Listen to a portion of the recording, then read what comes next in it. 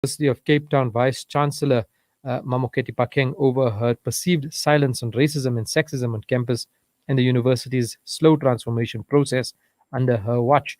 We are joined now online by from Nehawu by Busobengwe Magadla and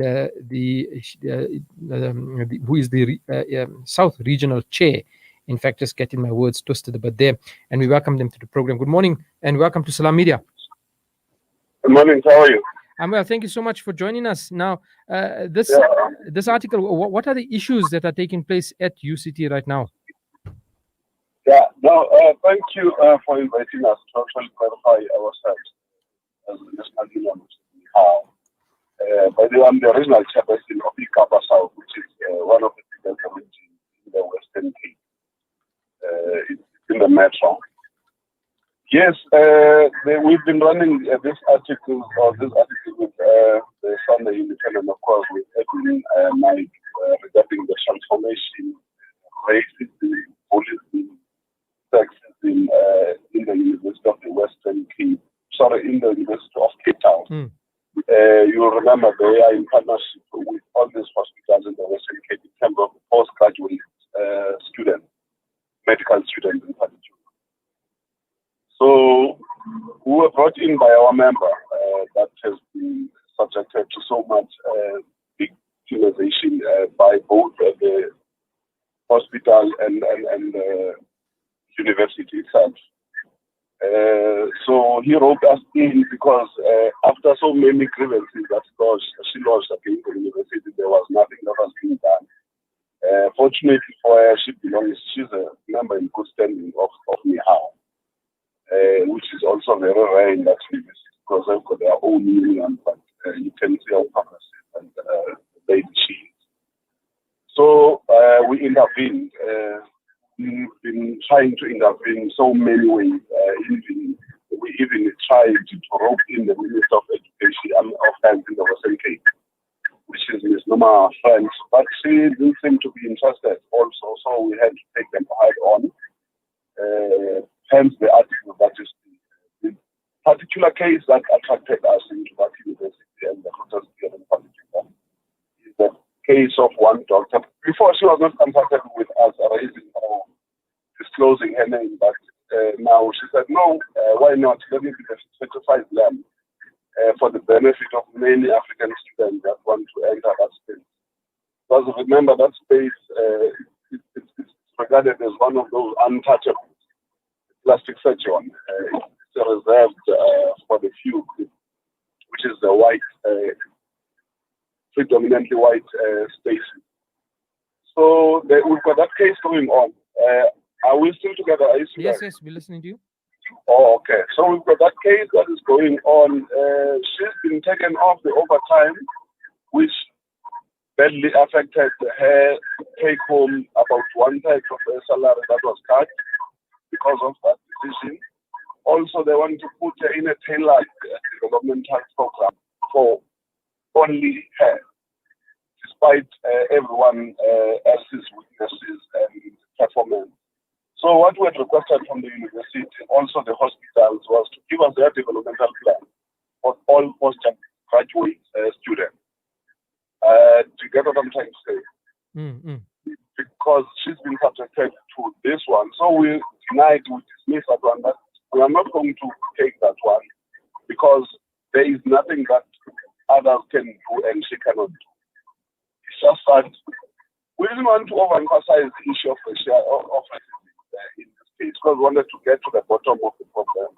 And if indeed there are competency questions, we wanted that to be addressed. But how do you address us? To us, it's very important. You don't address it in a way that is going to vilify, that is going to victimize. The situation, if I may paint the situation there of the black academics, young in particular, I'm sure you know the story of Professor Mamokgethi. I'm not going to dwell on that one, but we've got similar cases. We're sitting on a sleeping time bomb. It's a ticking time bomb, the issue of city and transformation when it comes to these African young females in particular. Now we've seen that the UCT has responded to one particular case here. Their spokesperson talking about an issue where an African woman was overlooked at the dean for the Dean of Faculty of Health Sciences in favor of the Associate Professor Lionel Green Thompson. And they've responded by saying, well, we may have left out this particular African woman, but the person that was appointed is in fact a colored male. So is that a case of racism also? That talks to equity, employment equity, actually. We also want to see their stats and their projection on employment equity so we can analyze that together. You understand? Because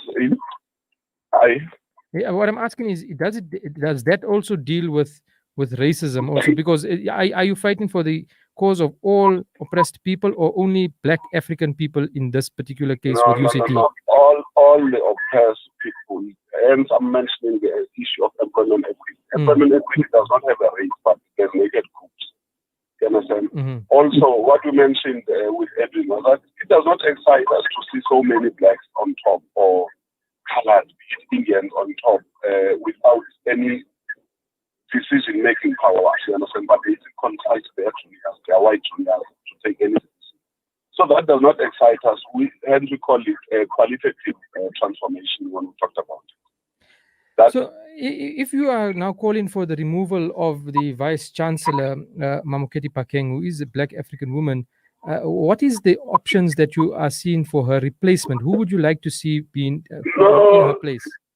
Look, we're not going to donate that university back to the white supremacists. That we're not going to do. We're very careful of that. But the point that we're raising, actually, it was generic.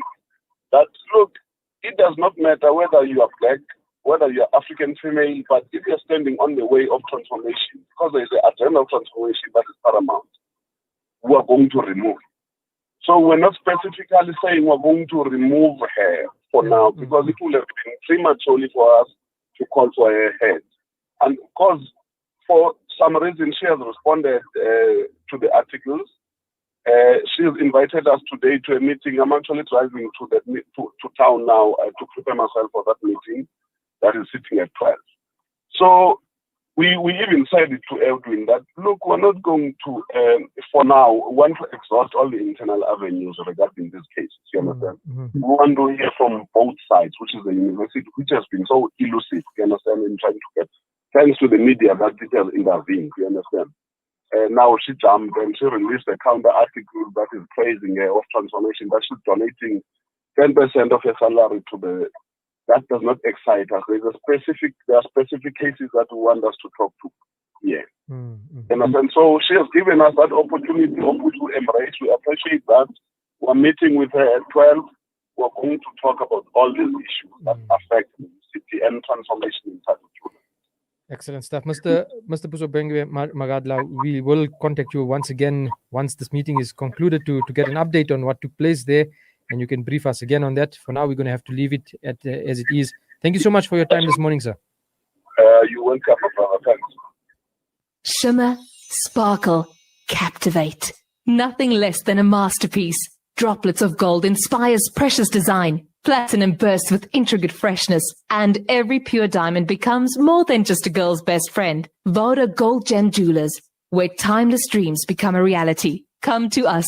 We tailor-make designer gold, platinum, and diamond jewelry. Trade in or remodel your